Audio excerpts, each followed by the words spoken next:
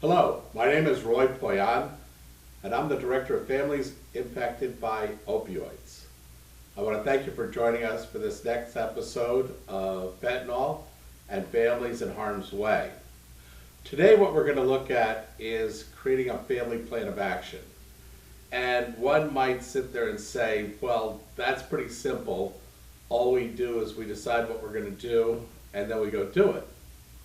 And that certainly is a way that you can get this accomplished. However, I'd like to remind you that when you're actually doing these things, you're more than likely going to be doing several at the same time, where you're going out to attend an appointment with, say, a treatment center. It may be that you have a plan to stop by Jobs and Family Services or go visit a sober living, or you're out to talk to peer-to-peer and you thought you'd stop by the mental health group. You kind of see how a week becomes, and then you've got your regular chores and responsibilities in life and work. It all starts to pile up. And that's the purpose of a plan. It's so that you can parse out and manage your time and your life in a way that's going to be meaningful for you, because remember we talked about self-care, and meaningful for those that you're trying to get things done, meaning the family dynamic. So when it comes to a family, kind of coordinating, okay, we're going to be looking into, say, Jack is going to be heading for an out-of-state treatment facility. Kind of a lot for one person to have to organize.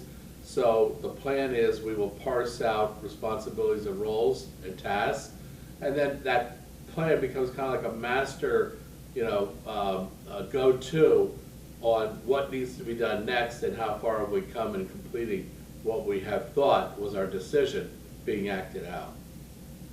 So this takes a little bit of us actually having a work session with you and your family. Let's go to the family table, sit down, take a look at what a family plan looks like, and then we can kind of decide, or you can decide, which of the parts of a plan are best malleable for your family dynamic. This is probably one of the areas that might seem the most, mundane or least exciting. But when you think about it, what is a plan of action? Well, if you've done all this other work and you're ready to get going, then you need a plan of action. It's kind of hard to sit there and say, okay, I want to bring in this, I want to bring in that, I want to bring in this, and not have a plan. I mean, think about it. How are you going to move forward and include Jobs and Family Services, the fact that child enforcement is now taking control of my daughter's children, and on the top of that, we've got these 3 diagnoses that we talked about, which include get an assessment for, the addiction, the medical, and the mental health. And by the way, we were also talking about the fact that dad and mom are using 2 different types of enabling, which are major in terms of creating kind of an adverse reaction to the environment, because mom's trying to protect the family image and she's going to great extents to do that. And she's also now suffering from severe depression and she's about to lose her job. And dad feels like he can't protect the family and he's actually started to drink. I'm just presenting all these issues because we do see these as kind of the happenstance of all the fallout that takes place. And you sit there and you say, well, yeah, but writing a plan of action is kind of, it's time consuming. And it's like, no, really, we gotta bring it all together. You'll never be able to keep this in your head and you can't share it. How are other people going to get involved in what you're trying to accomplish if you don't have something that you can give them and say, listen, here's our plan, here's what we want to do, and here's your part in it, and here's what we want you to do. Because if you could do these things, then this other group's going to come in and do these other things, and then we're going to have a real congruency of what we're trying to accomplish here. It's why we did all this. Everything that we've done up to now is so that you can design a really good plan of action and share it in such a way that others can become involved in it. So let's take a look at our study guide, and let's take this topic of elements of a plan of action and really put it to task, because in the end, you're going to be rewarded from all the work that you've done because it fell into the plan of action as the final outcome, which then is something that you can act on. You see, all the way up to now, everything that you've learned makes you pretty smart. It's nice to be smart, but it's more helpful to be effective. And empowerment allows you to be effective, and knowledge allows you to be empowered. But empowerment doesn't mean anything until you act on it. And you're not really going to be acting on much and many areas at the same time effectively unless you have a plan. So everything that we've done up to now kind of comes into this, the elements of a plan of action. So you need to determine what goal are you trying to achieve when you start to look at a plan? What is it that you want to accomplish? Can you have mini plans that build into a big plan?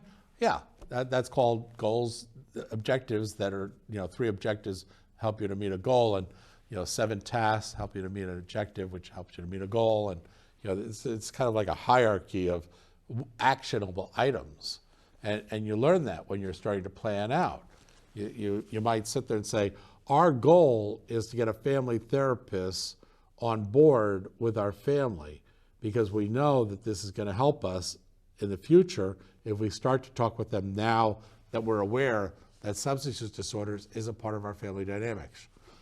If you were to do that right now, you would be so far ahead of the game. And if you were to then help bring in all of these different issues to a plan and review that with your family therapist, that is the way to do this journey, okay? And that is the culmination of a lot of what we're doing here. Now, when you start to say, okay, well, we're going to set a goal, and we just said it's to onboard a family therapist, and we'll use them maybe more frequently in the beginning, kind of create a baseline of understanding, and then intermittently as we need to, based on events that take place, and we need their advice and growth and changes. Family therapy is a lot about change, and more than likely, it's you that's going to change. You're not going to go to a family therapist and change them. You're going to go to the family therapist and change you, which hopefully, in effect, creates an environment and a relationship which may, in fact, change them, but more importantly, it changes you. So with that in mind, now, there's certain objectives. If the goal is to bring a family therapist on board, you got to pay for the family therapist. You've got to create time from your work schedule or your social life in order to see the family therapist. You've got to call the managed care so that the insurance will cover a portion of the bill for the family therapist, plus your deductible. And then you've got to start to plan out what it is that you're going to work with in your life regarding the family therapist. And more than likely, it has something to do with something that's got to change within you. And then you have to make sure that the changes that are recommended are implemented, and then that the effects of those changes bring about the results that you're seeking in your plan. Hope this doesn't sound too confusing. I'm sure it is. Doesn't mean to be, okay? And when you start to see it written out, it starts to make sense. So with that in mind, you state a goal, and you might have 3 objectives. I just stated some of them. And then you might have tasks, okay? So the tasks would be to identify the phone number for Humana, and then to get them to exchange over to the behavioral health department so that you can speak to somebody in case management, in behavioral health, mental health, and they can tell you, or provider relations, they can tell you who's in network in your area that uses Bowen Family Therapy for you to then contact. Okay, well, that's a task. The task achieved the objective. The objective was to contact the managed care.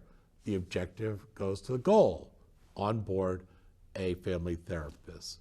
So do you see the kind of sequencing that we're talking about inside of creating a plan of action? These are the elements that are involved.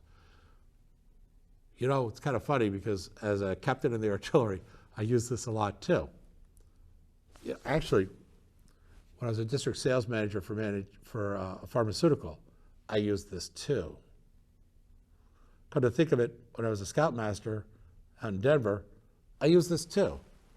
So if this hasn't been a skill that you've used in your personal life, maybe now's the time to do that. And if you need to, then talk to your family therapist and have them discuss with you reasonable ways to set up a goal, objectives, maybe there's several, that help you to meet the goal, and then tasks underneath each of the objectives that are actionable items that you can then do. We'll have another presentation on how to parse out all this so that the plan of action is not just yours, but you gather the whole family and get everybody involved, so there's ownership. But that'll be in a different episode. So what we want to do right now is take a look at the workbook and determine for this particular episode what exactly in the elements of family planning should we be considering. Okay, when you start to look at family planning, family strategic planning, okay, and developing a plan, we're looking at areas like what exactly are we trying to change? What are we trying to develop from our action? So if you're planning to change something, what do you expect it, to kind of look like? And then, currently, what strategies have you tried to use in the past, and how have you planned those? Maybe your family already has a style for planning. Well, what types of things would you plan around? Well, how about finances? Okay. How about travel and movement? Are you planning a vacation? Are you planning to do this? Is substance use disorders and the environment that's taking place going to impact that? If so, then maybe you want to take a look at a plan that's going to help you to address that. How about work? Okay, you might want to start to consider that. How about reasonable housing? For you, you may need to, find a different place to live, or you may need to help them find a place to live. In either way, something's changing, change being the word, and you need to plan it so that you can effectively create the goals, objectives, and then tasks that'll help you to accomplish and get the kind of results you want to achieve. So I'm sure all of this is beginning to sound a little like obvious or redundant. It's probably the number one thing that you wouldn't do. Most of us wouldn't do, not just you. So if that's the case, everything that we just finished doing has no place to land. That doesn't make sense. So what we need to do is to kind of force ourselves to do what doesn't seem natural, which is to start to get together as a family and have a meeting and say, we're going to create a plan, okay? And these are the areas that we think we need to kind of plan for. And this is very logical and reasonable. Probably that's why families don't do it. It takes time. A lot of people are going to contribute their personalities. Some people are going to pull back. Some people are going to interfere. Some people are going to suggest things that make no sense, But what you're doing is in the planning process, you're creating a communio, a sharedness. You're creating a family dynamic so that your family doesn't get hit by this substance use disorder impact and you have no way of responding. You do have a way of responding. Number one, you've taken some of these episodes and you've learned, okay? But number two, you're going to now put it into a plan, and that's going to be your true effective empowerment. It's going to unify your family around an area that they each have an equal participation and expectation and involvement with. If they are a part of your family system, then they are a part of the dynamic of relationships that take place, which means that a family plan and people participating from that system in the plan is unifying. One of the things that substance use disorders disease does is it breaks apart and isolates everybody in the family. Don't let that happen to you. The way that you can get around that is through the tool of having everybody cooperate around the family plan. Very possible they'll object, they don't want to do it, they don't see the purpose in it. Do it anyhow. Because even the struggle of getting the family to work together towards a plan, no matter how big or how small the plan is, and I'd kind of recommend you not start to tackle big plans in the beginning and make them small plans that are time sensitive, meaning they're very limited, they'll see the results soon. And then that way the results hopefully are tangible and they can put their hands on it, or they can physically experience the fact that this changed because of how well we did the plan. And then you reward the family with a compliment of each person's role and how they did and how they contributed to the plan, the development of the plan and its implementation. So with that in mind, we're going to sit down and we're going to take the workbook and we're going to start to determine what our values are as a family. And we do that in a decision-making model also. And this helps us to then collect primary and secondary and gut feeling information. Again, the decision-making model. We're using our 3D coping skills. Not for you, because in the past these were just you using their 3D coping skills. This is the plan using the 3D coping skills. So the plan would then determine a solution, develop a decision, and then design its plan of action. See how this takes on a life of its own? I want to thank you for taking the time to consider the value of understanding the elements to a family plan of action.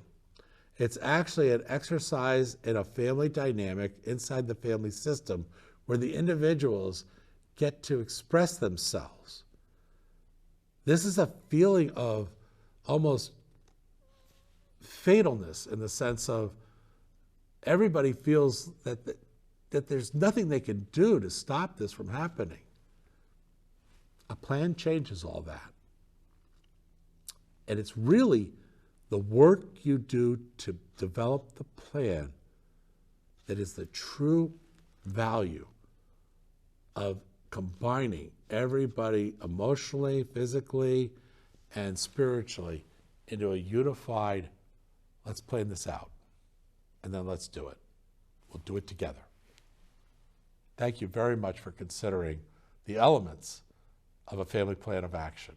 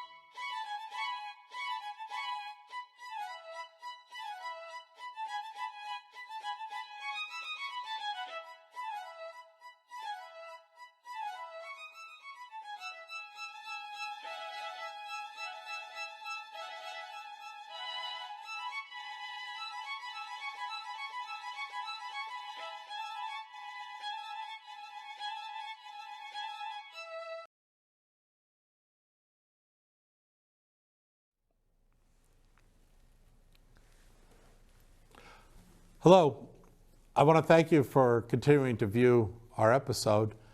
And we're now going to work into the area of the 3Ds. This is an important characteristic for the family to develop skills in.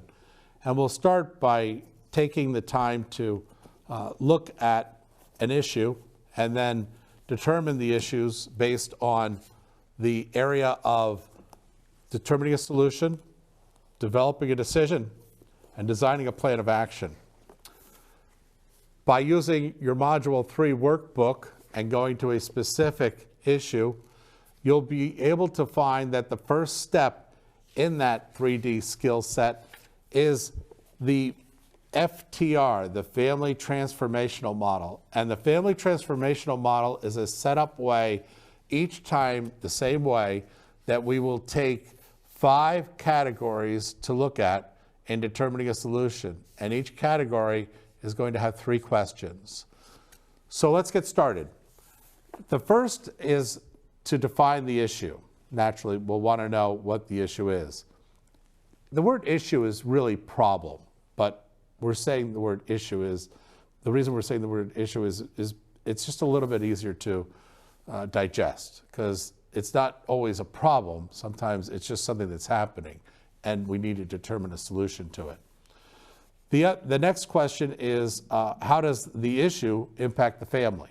We need to know that. We need to know we have an issue, that's fine. The issues can exist, but if it's impacting the family, in what way is it impacting the family? And then what steps can the family take to prepare and then respond to the issue? That's very important for us to know. The fact is that this issue exists and it's impacting the family. We tend to believe maybe there was something we could have done to kind of get ready for it. And if there was, then we would want to have taken those steps, which is what all these episodes are about. And then who can help assist us and the family in our response? So we want to start to ask ourselves, we know that there's an issue, we know that it's impacting the family, and there are things that we could do to prepare for this, but we're probably going to need a resource, information, another person outside of our family, or maybe one of our family members specifically can use their functionality and contribute. So we want to identify that. And then what should the family expect as their outcome? And kind of a start with the end in mind thought, where we're saying, if we're going to do something, it's going to result in something. So is that result desirable? Is that really what we want? Because if we're going to create a solution, then we want the solution's outcome to be what we expect it would be. So in each of these categories that I just described, 1 through 5, there are 3 questions, and we're going to ask ourselves each of these. Let's go back into the first category, define the issue. Clearly state what happened or what will happen. We want to know very clearly what happened or what's likely to happen. And then write that down. Identify who's involved or who should be involved, and then what would you like to have happen or like to see happen. The third question in every category is going to be used. You'll see how in just a minute. But just remember, the third question in every category, so this question right here, the way you answer it, will be reused. Now the next question is, how is the issue impacting the family? Who in the family exactly is impacted? In what way are they impacted? And then the third question is, what is needed to move forward? And then the third category is, what steps can the family take to prepare and then respond to the issue? The 3 questions again. What needs to be done? And then prioritize that list. Who needs to be involved? And then what will it look like, the third question, what will it look like when completed? Then the 4th category is, who can help and assist the family in their response? The 3 questions are, how to search and organize this organization to help you. In other words, it's not enough that you know you're going to go and introduce yourselves to a treatment center in your community. You want to start to determine, how do I look for them and organize my way of seeking help, because it might not just be that group alone. You may also need other services to kind of start to create a who can assist us. And it may be many different types of people. What to ask from them, and then what to expect. Remember the third question, what to expect. And then the 5th category is, what should the family expect as their outcome? Well, that has to do a lot with timing. And if it takes a certain amount of time, let's be realistic of what that is. That has something to do with the expense of the involvement, of getting involved in this issue. And then the third question being, required changes, our changes as family members, for this response to successfully take place. Now, let's state what our solution is. Hey, this is the great news. You've already developed your solution. By answering each of these 3 questions, the third question in every category, you'll pull forward now into your statement.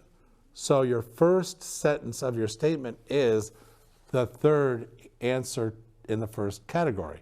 What would you like to have happen or like to see happen? Well, that becomes your first sentence. So what your first sentence for your solution statement is, what we would like to see happen is, and you just pull your answer from there to here. Do the same thing with the second category. How does the issue impact the family? Using the third question's answer, what is needed for the family to move forward? So now your second sentence is, what's needed to move forward is, and now you're accumulating these answers from these categories, the third question, and it's actually becoming your first sentence, your second sentence, your third sentence, your fourth sentence, and your fifth sentence in your solution statement. So your solution statement is going to sound something like, what we would like to see happen is, and what's needed to move forward will be, and then the third question from the third category, what it will look like when completed will be, and then what we expect will be, and then what's required for us to have a successful response is. Now those are your 5 sentences. You've just constructed your solution. And this is how you go back using a model for creating a solution. For any issue in life you have to face, you can use this as a way of approaching it. Now let's go to the other area, which is the second coping skill, making a decision. Let's make a value-based decision. Let's make a decision each time that kind of balances with what we value most. So first we want to determine, what are our values? Well, the best way to do that is to write down on a piece of paper, what types of things do you as an individual value most? And each member of your family can do this in a kind of a group exercise. And then once you've done that, I value love, I value honesty, I value relationships and sharing. These could all be an individual's 1, 2, 3. Then prioritize them. Which of the 1, 2, 3 is most important? Then have each member of the family do the same thing. And then you can sit there and say to the family, what was your number 1? What was your number 2? What was your number 1? What was your number 1? What was your number 1? And then what was your 2? What was your 2? What was your 3? What was your 3? And where you start to see many people in the family say, well, my number 1 is relationships, my number 2 was trust, and my number 3 was love. Well, then you talk to another person, they say, well, my number 1 was love, my number 2 was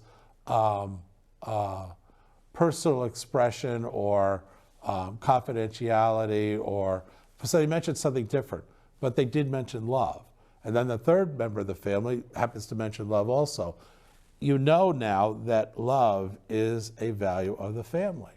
So whatever decisions you make, you want to balance it on the fact of, does this disrupt our values? If it does, at least you know that it does, and to what degree.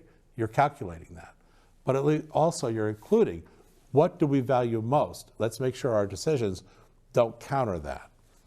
And now, in the first step, we're going to identify exactly what's happened. And this is, by the way, in your book, okay?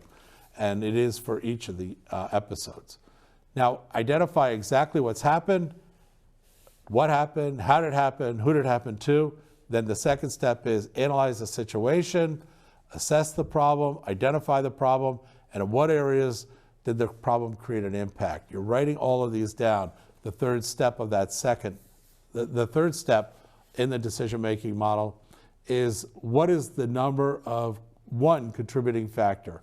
What is causing this issue to take place? You need to know that before you make a decision. The fourth step is, now that you know the number one factor, you need to go out and find out what information there is about this. Your primary source, you're going to go to the actual person or organization that's involved with this and ask them, what is this issue, and help us to understand it better.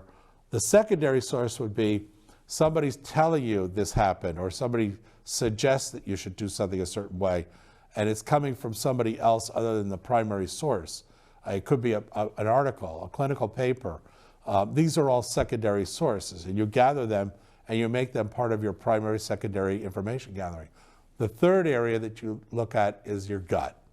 What does your gut, because that's often where, you know, our faith comes in and other things that are very important when making decisions get included. So trust your gut is what we're saying in the decision-making process.